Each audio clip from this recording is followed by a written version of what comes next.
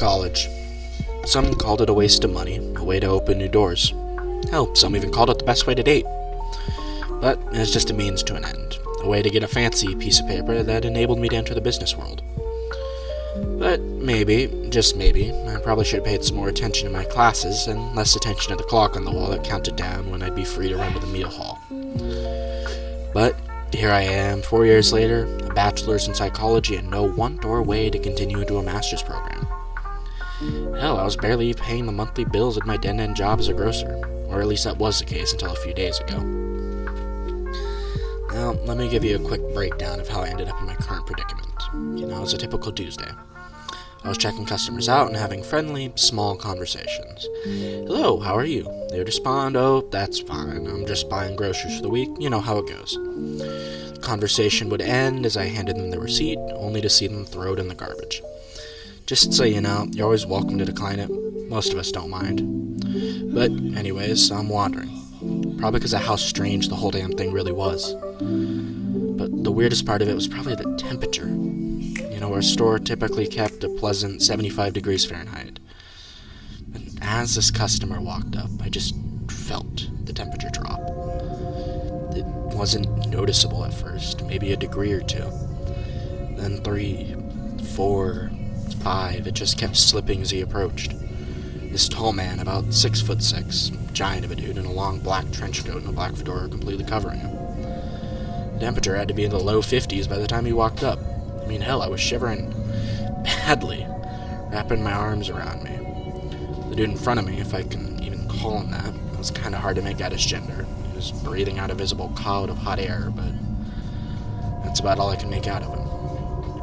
The strangest thing is, no one noticed, not even my coworker at the next stand. They didn't even look cold. No, it was just me, shivering away like a fucking maniac. Teeth chattering. I'm sure most people would call that weird, but it gets stranger, I swear. I decided against commenting on the noticeable temperature drop. I'm just praying to God it was a weird malfunction of the AC, and instead asked, "Sir, do you have any goods that you're buying today?" And in the graveliest voice I've heard, like a Batman impression done shittily, I listened to him respond, "Yes, just this piece of fruit." And in that same bizarrely delayed manner, he sets down a rotten, moldy apple that looks to have expired last year. Hell, I couldn't see a sticker on it anywhere. I respond, "Sir, that apple seemed to have gone bad. Would you prefer another?" I shoot him a polite smile, chock full of all the nervousness of a kid about to be beaten. "No, thank you. And what do you mean, expired?" God, you could just feel the air drop another 10 degrees in that moment. Hell, it felt like time was slowing down with it, and I could feel my heart being gripped in my chest as he looked down at me. And oh God, I should not have made eye contact with him. God, fuck, it was like looking into the sky on a pitch black night, knowing damn well that if you died, you wouldn't be found. I regretted everything I'd done up to that point. It felt like death was just around the corner. Sorry, sir, I must be seeing things. This apple is excellent. That'll be $4.50. I chipped out, desperate to have him just forget my comment, but he saw that he didn't believe me. I needed a different solution now, so I tried something else. Sorry, sir. I'm just tired from searching for work. It must be causing me to hallucinate." I felt him look confused for a second, and I could feel my heart just unclench. At that moment, I knew I wouldn't be dying today, at least not from that giant of a human. "Work, you say? What kind of work?" I watched in just pure relief as his hand scratched his chin. Just work as a therapist, sir. I've been looking, but no one seems to be looking for an untested bachelor's degree holder." I watched then as he slowly reached into his pocket, that same damn slowness. Also, I should note that the store was dead quiet at this point. I didn't dare to look away from him, but I could see just barely out of the corner of my eye my coworker doing the most perfect impression of a statue. I have work. I run a clinic. I need labor.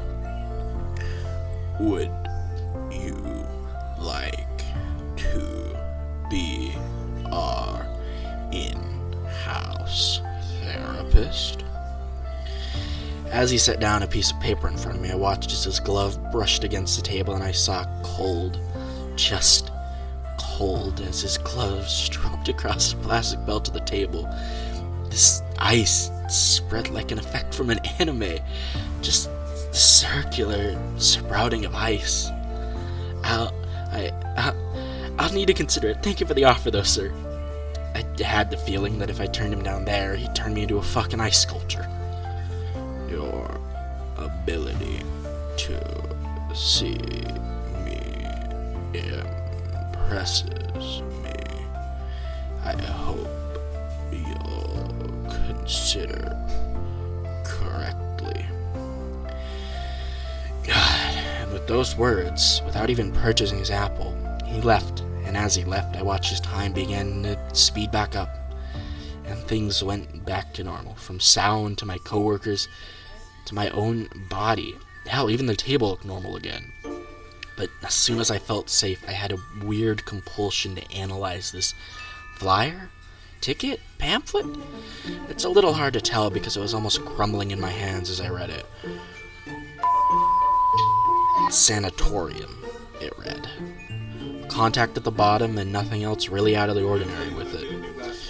God, I'm pretty sure I must be crazy or just dead tired. There's no way in hell time could freeze like that, right? Anyways, I got off work a few hours later and nothing of note happened after. But if anything, people seemed to avoid my eye with a grimace after he left. But that leads me to send this off to you guys, the weird internet folks.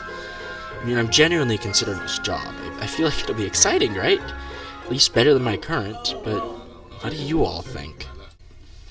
Hey guys, thanks for listening to my first story. Now, credit goes out to myself because I'm the one who wrote this. In the description, there'll be a link to the original story. I changed some of the words just so it sounds better through audio, but I do really hope everyone enjoyed it.